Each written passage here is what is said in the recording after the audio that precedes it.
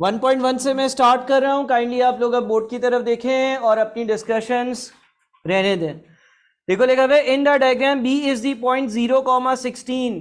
बोलता है डायग्राम पर एक पॉइंट है बी जिसके कोऑर्डिनेट्स है 0,16 and C is the point 0,6। बोलता है सी एक और पॉइंट है जिसके कोऑर्डिनेट्स है 0,6। The sloping line through B and the horizontal line through C meet at the point A। बोलते हैं एक स्लोप में आती हुई लाइन जो B से गुजरती है और एक हॉरिजॉन्टल लाइन जो C से गुजरती है, ये दोनों एक जगह पर एक दूसरे को मीट करते हैं जिसको मैं पॉइंट A कहता हूं। Then the equation of the line A C is, तो ए सी का क्या इक्वेशन होगा? ए सी एक हॉरिजॉन्टल लाइन है, हॉरिजॉन्टल लाइन या parallel to x axis line का ग्रेडियंट 0 होता है। लाइन की जनरल इक्वेशन वैसे तो y is equal to M X plus C है, लेकिन कोई अगर हॉरिजॉन्टल लाइन हो या parallel to x axis line हो तो उसका ग्रेडियंट 0 होता है, लिहाजा उसकी इक्वेशन जो है वो y इज इक्वल्स टू सी बन जाती है। सी y इंटरसेप्ट होता है और y इंटरसेप्ट ए सी वाली लाइन का 6 है, तो y इज इक्वल्स टू 6 ये लाइन होगी। डिस्कस किया था ये हमने पहली क्लास में, दूसरी क्लास में शुरू में कर लिया था ना, ठीक है। तो आपकी जो ये लाइन है ए सी, ये y इज इक्वल्स टू 6 की लाइन है, इसका ग्रेडियंट 0 है क्योंकि ये एक हॉरिजॉन्टल लाइन है। हॉरिजॉन्टल लाइन का ग्रेडियंट 0, अपर स्लोपिंग लाइन का gradient positive, downward sloping line का ग्रेडियंट नेगेटिव। क्लियर हो गया ये 1.1। 1.2 a line passes through the point 0,5 y axis पर x 0 होता है, तो ये y एक्सिस का पॉइंट है 0,5 and has gradient of -2। Gradient का मतलब ये m है। The equation of the line is, general form equation की होती है y is equals to M X plus C. हमें m दिया हुआ है -2, m का दूसरा नाम ग्रेडियंट होता है, और c जो है ना वो 5 है। क्यों सर c 5 क्यों है? y इंटरसेप्ट होता है। अगर एक स्ट्रेट लाइन बनाऊं, स्ट्रेट लाइन जहां पर y एक्सिस को कट करेगी उसकी y की वैल्यू को हम c कहते थे। y एक्सिस पर x 0 होता है, इस पॉइंट में 0,5 लिखा हुआ है, यानी कि ये y इंटरसेप्ट वाला ही पॉइंट होगा। तो आंसर होगा y is equal to -2x plus 5, और ऐसा आंसर यहां पर 1.2 का c है। 5 - 2x भी लिख सकते हो ना इसको, पहले आप 5 लिख लो फिर -2x लिख दो। क्लियर है सबको? अगला, the slope of the line perpendicular to the line. उस लाइन का स्लोप बताओ जो इस लाइन के परपेंडिकुलर है। उस लाइन का स्लोप बताओ जो इस वाली लाइन जो ये दे रहा है उसके परपेंडिकुलर है। दो परपेंडिकुलर लाइंस के स्लोप की क्या कंडीशन थी? जब हम दोनों के ग्रेडियंट को मल्टीप्लाई करते थे तो आंसर -1 आता था।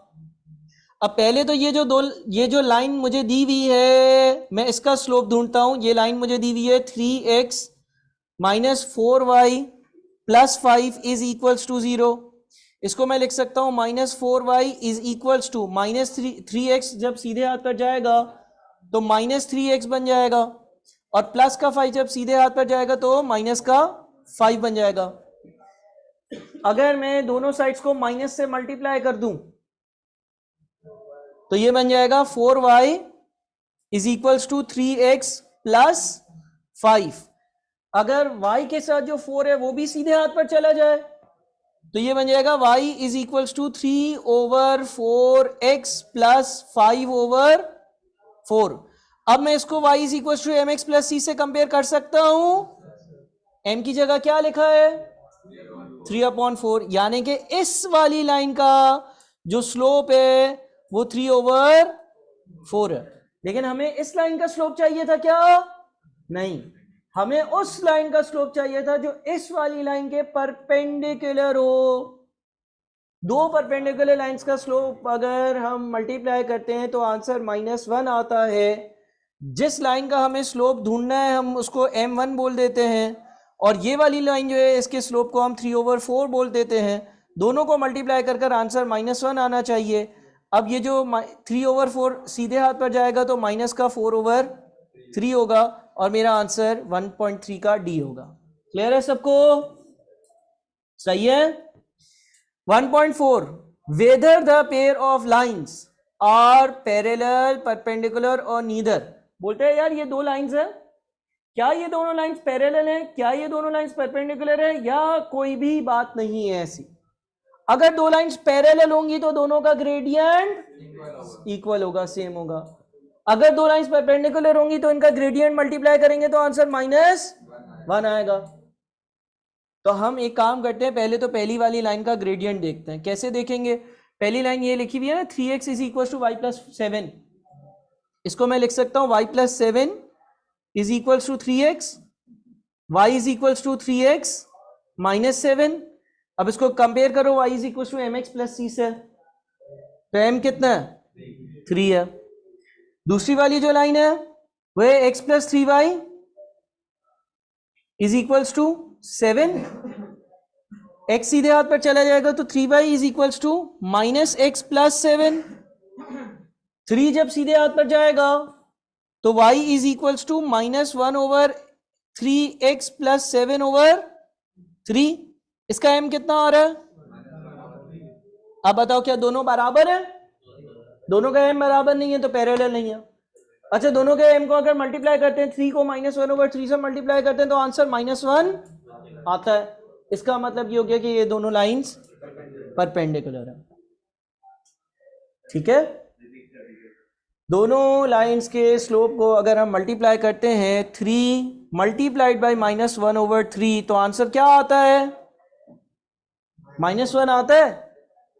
अगर दो लाइंस के स्लोप को मल्टीप्लाई कर कर आंसर -1 आ जाता है तो इसका मतलब ये होता है कि ये जो दो लाइंस होंगी ये आपस में परपेंडिकुलर लाइंस होंगी। तो परपेंडिकुलर है दोनों। 1.5 y intercept and slope of the equation 3y = 9 - 12x r। एक इक्वेशन दी हुई है, बोलते हैं इसका स्लोप बताओ और इसका y इंटरसेप्ट बताओ, यानी कि m और c बताओ।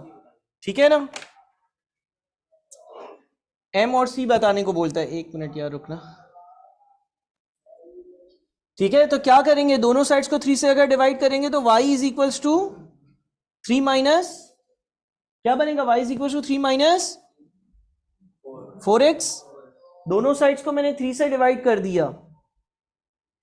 अब इसको ऐसे भी लिख सकता हूं, y = -4x + 3, और इसको अगर मैं कंपेयर करता हूं y = mx + c से तो m कितना आता है?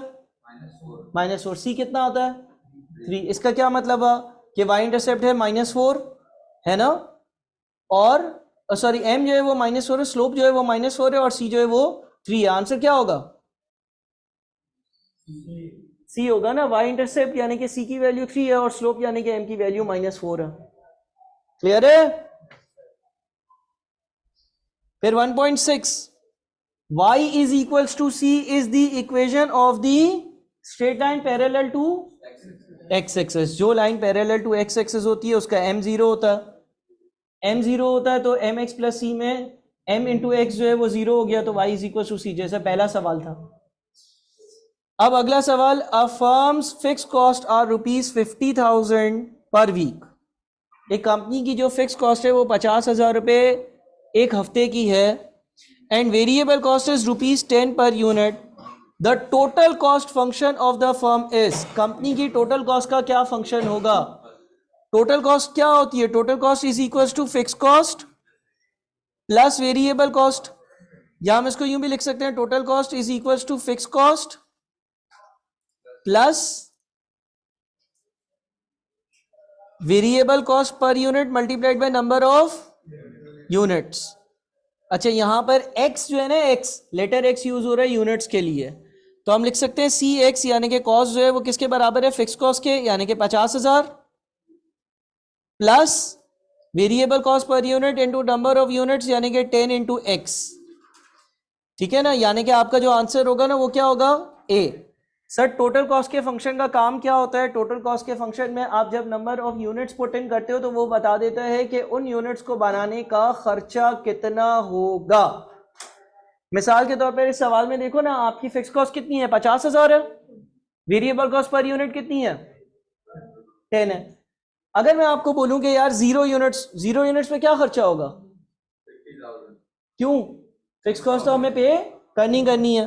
देखो अगर मैं बोलूं 0 यूनिट्स का खर्चा कितना होगा तो तुम बोलोगे 50,000। अगर मैं बोलूं 1 यूनिट का खर्चा कितना होगा? 50,010, इसलिए क्योंकि 50,000 रुपए फिक्स वाले और 10 रुपए 1 यूनिट के वेरिएबल। अगर मैं बोलूं 2 यूनिट्स का टोटल खर्चा कितना होगा तो तुम बोलोगे 50,020, इसलिए क्योंकि 50,000 फिक्स वाले और 10 रुपए के हिसाब से 2 यूनिट्स के 20 रुपए।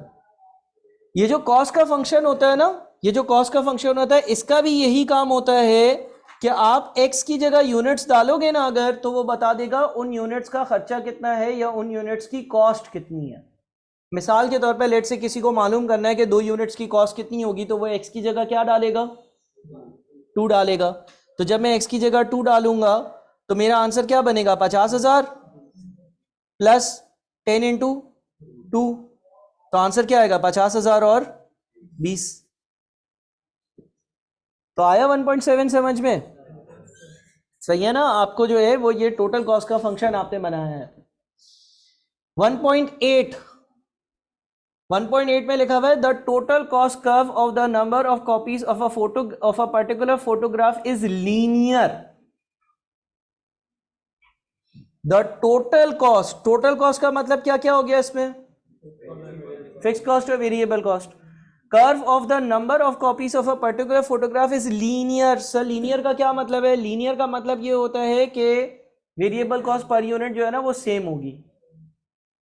इसका क्या मतलब सर? देखो मेरी बात गौर से सुनना। लेट से तुम एक दुकानदार के पास गए, तुमने बोला यार सब्जी दे दो। लेट से तुम आलू लेने गए, उसने बोला 50 रुपए किलो है। तुमने बोला 40 लगाओ, उसने बोला अगर 4 किलो लोगे ना तो 50 रुपए किलो ही लगाऊंगा, 5 किलो लोगे ना तो 40 रुपए किलो लगाऊंगा। तो आपकी वेरिएबल कॉस्ट पर यूनिट पहले कितनी थी? 50, बाद में कितनी हो गई? 40। लीनियर का मतलब यह कि ऐसा नहीं होगा। लीनियर का मतलब यह कि वेरिएबल कॉस्ट पर यूनिट अगर 10 है तो 10 ही रहेगी, चाहे 1 किलो खरीदो, 100 किलो खरीदो, 1000 किलो खरीदो।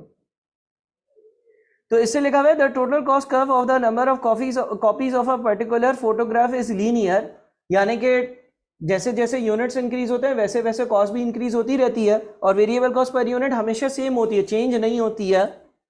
The total cost of 5 and 8 copies of a photograph are 80 and 116। ये जो 80 और 116 है ये क्या चीज है? टोटल कॉस्ट है। और टोटल कॉस्ट में क्या क्या शामिल है? फिक्स कॉस्ट और वेरिएबल कॉस्ट। तो अगर मैं यहां पर यूनिट्स लिखूं और यहां पर टोटल कॉस्ट लिखूं, वो ये कहना चाह रहा है कि जब पांच कॉपीज थी तो जो टोटल खर्चा था वो 80 रुपए था, और जब 8 कॉपीज थी तो जो टोटल खर्चा था वो 116 रुपए था। The total cost of a 5 and 8 copies of a photograph are 80 and 116। 5 copies का टोटल खर्चा 80 और 8 कॉपीज का टोटल खर्चा 116 था। The total cost for 10 copies of the photograph will be, 10 कॉपियों का टोटल खर्चा कितना होगा? अब सबसे पहला काम तो आप ये करो, देखो जब मैं टोटल कॉस्ट की बात करता हूं उसमें फिक्स और वेरिएबल दोनों चीजें शामिल है ना। 5 के बजाय 8 कॉपीज का खर्चा कितना ज्यादा है? 36 रुपए ज्यादा है। क्यों ज्यादा है? क्योंकि कॉपीज बढ़ गई हैं। हाई लो मेथड में क्या करते हैं? Change in cost divided by change in units. यानी कि आप ये बोलते हो यार 36 रुपए का ज्यादा खर्चा हुआ है। क्यों ज्यादा हुआ है? क्योंकि 3 कॉपियां ज्यादा थी, लिहाजा 1 यूनिट का वेरिएबल खर्चा कितना है? 12 पर यूनिट। ऐसा ही है ना? 116 के बजाय 80 का खर्चा हुआ, यानी कि खर्चा 36 रुपए ज्यादा हुआ। क्यों? क्योंकि 5 के बजाय 8 कॉपियां थी, 3 कॉपियां ज्यादा थी। तो अगर 3 कॉपियों का 36 रुपए का खर्चा है तो 1 कॉपी का कितना वेरिएबल खर्चा हुआ? 12।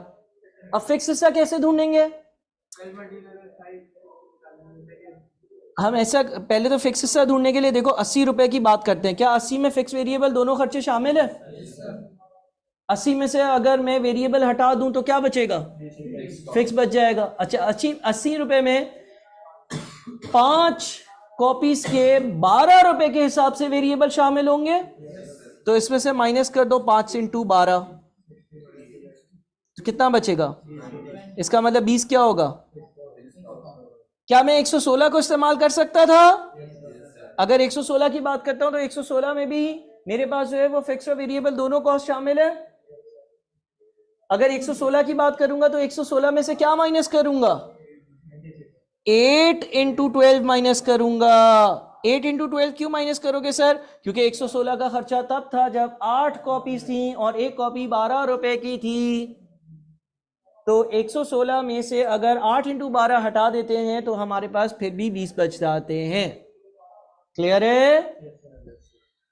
अब उसने क्या पूछा था? 10 कॉपीज का खर्चा। 10 कॉपीज पे फिक्स खर्चा होगा कितना? 20 रुपए। वेरिएबल खर्चा होगा कितना? 120 रुपए। कैसे? 12 इंटू 10, तो कितना आएगा? 140 आंसर होगा। समझ में आई बात? ठीक है। इसी तरह का अगला सवाल भी है 1.9 में लिखा हुआ है a manufacturer produces 80 TV sets at a cost of 220,000। एक टीवी बनाने वाले ने 80 टीवी बनाए, उसका टोटल खर्चा कितना था? 2,20,000। And 125 TV sets at a cost of 287,500, और उससे 125 टीवी सेट्स बनाए और उसका टोटल खर्चा कितना था? 287,500।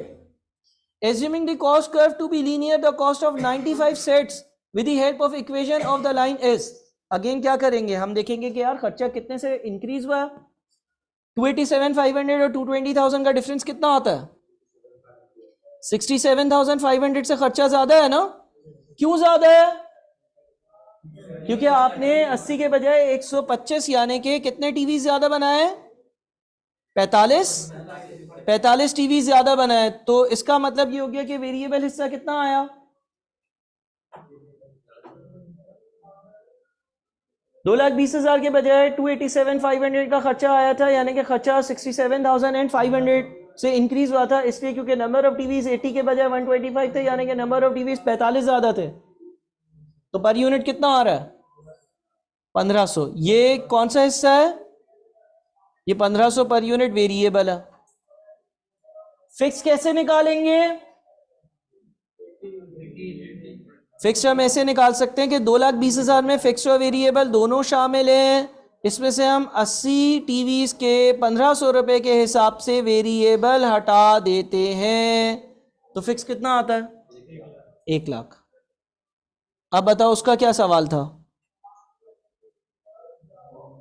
उसका सवाल यह था कि 95 टीवीज का खर्चा कितना होगा, है ना? 95 टीवीज का खर्चा बताओ क्या करेंगे? क्या फिक्स कॉस्ट डालेंगे? कितनी? 1 लाख। और वेरिएबल कॉस्ट कितनी आएगी? एक यूनिट की 1500 है, 95 यूनिट्स की 1500 के हिसाब से कितनी बनती है? 142,500। तो हम इन दोनों को ऐड कर देंगे तो आंसर क्या बनेगा? 242,500। बी आंसर होगा। समझ में आ रहा है? आप सबसे पहले क्या करते हो? देखते हो खर्चा कितने से बढ़ा, यूनिट कितने से बढ़े, change in cost over change in unit से वेरिएबल कॉस्ट पर यूनिट निकालते हो। उसके बाद फिर आप जो है वो किसी एक टोटल कॉस्ट में से वेरिएबल हिस्सा माइनस करते हो तो फिक्स हिस्सा आ जाता है। फिर सवाल आपसे फॉर एग्जाम्पल यहाँ पे पूछ रहा है 95 यूनिट्स का खर्चा कितना होगा, तो 1 लाख रुपए की फिक्स कॉस्ट आ गई और 1500 रुपए के हिसाब से 95 यूनिट्स की 142,500 की वेरिएबल कॉस्ट आ गई। तो आप इन दोनों को ऐड कर देते हो। 1.10 में लिखा हुआ है the cost of production of a product in rupees is 15x plus 9750। अब देखो जरा गौर से सुनो जरा मेरी बात।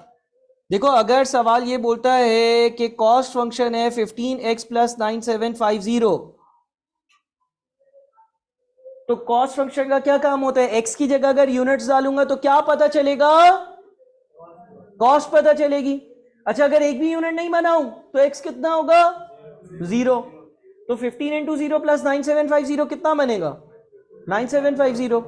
इसका मतलब क्या हुआ, इसका मतलब ये हो गया कि 9750 मेरी कौन सी कॉस्ट है, फिक्स कॉस्ट है। अच्छा अगर x की जगह 1 डालूंगा तो कितना आएगा 9765, ऐसा ही है ना। इसका मतलब ये जो कॉस्ट फंक्शन है इसमें x यूनिट्स है, c कॉस्ट है, 15 क्या है वेरिएबल कॉस्ट पर यूनिट, और 9750 क्या है फिक्स कॉस्ट है। तो ये कॉस्ट फंक्शन दिया हुआ है where x is the number of items produced, is selling price of each item is ₹30। Selling price का क्या मतलब होता है कि एक चीज में कितने में बेचता हूं, 30 में बेचता हूं। The sales quantity at which there will be no profit और लॉस, ब्रेक इवन पूछ रहा है, ब्रेक इवन का फॉर्मूला बताओ, fix cost divided by contribution per unit, contribution per unit का फॉर्मूला बताओ, selling price minus variable cost per unit.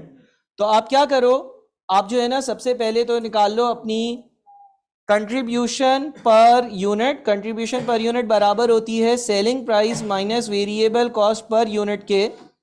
तो आपकी जो कंट्रीब्यूशन पर यूनिट आएगी सेलिंग प्राइस कितनी है 30, वेरिएबल कॉस्ट पर यूनिट कितनी है 15, कंट्रीब्यूशन पर यूनिट कितनी आ जाएगी 15। ब्रेक इवन पॉइंट का फॉर्मूला क्या था, ब्रेक इवन पॉइंट का फॉर्मूला था fixed cost divided by contribution per unit, कितना आता है 650 यूनिट्स। इसका मतलब मैं अगर 650 यूनिट्स बनाकर बेचूंगा तो मुझे ना प्रॉफिट होगा ना लॉस होगा। इसको मैं प्रूफ भी कर देता हूं। देखो एक यूनिट कितने का बेचते हो, एक यूनिट 30 रुपए का बेचते हो, सेलिंग प्राइस 30 रुपए। तो मुझे एक बात बताओ कि अगर तुम 650 यूनिट्स बेचोगे, एक यूनिट 30 रुपए के हिसाब से बेचोगे तो सेल्स रेवेन्यू कितना बनेगा 650 इंटू 30 करो, कितना बनता है 19,500। भाई अगर मैं 650 यूनिट्स बेचता हूं और एक यूनिट 30 रुपए का बेचता हूं तो 19,500 रुपए के बिकेंगे। अच्छा फिर इसमें से वेरिएबल कॉस्ट माइनस करते हैं, एक यूनिट की वेरिएबल कॉस्ट 15 रुपए है तो 650 यूनिट्स की कितनी होगी 9,750। सेल्स रेवेन्यू में से वेरिएबल कॉस्ट माइनस करते हैं, जो अमाउंट बचता है उसको क्या कहते हैं कंट्रीब्यूशन। तो 19,500 में से 9,750 माइनस करो, कितना बचता है, ये क्या है कंट्रीब्यूशन। फिक्स कॉस्ट कितनी है, कंट्रीब्यूशन में से फिक्स कॉस्ट माइनस करते हैं तो प्रॉफिट या लॉस आता है, कितना आ रहा है 0। इसका मतलब आपने आंसर सही सॉल्व किया है। कोई मसला